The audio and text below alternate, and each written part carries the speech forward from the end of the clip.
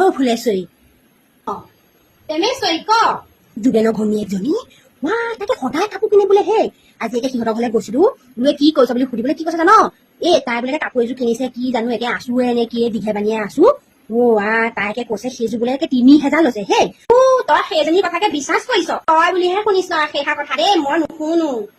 সেইজনী একে ডাঙৰ সত্য তাই ঘৰে ঘৰে নিজকে জহাই ফুৰা তাই যেদিন ৫০০ টকা দামৰ কাপোৰ এযোৰ আনিছে সেইটো ২,০০০ টকা কাপোৰ তাইহে পিন্ধিছে আমি ইয়াত ফটা কাপোৰহে পিন্ধিছো তইহে নোৱাৰি মই ঘৰৰ জোকৰ মুখত চুন দি থৈ আহিলো বুজিছ হয় নেকি সেইজনী ইমান লেবেল নে হেল্ল' সেই মৰিলে কাপোৰখিনি লগত নিনিয়ে নহয়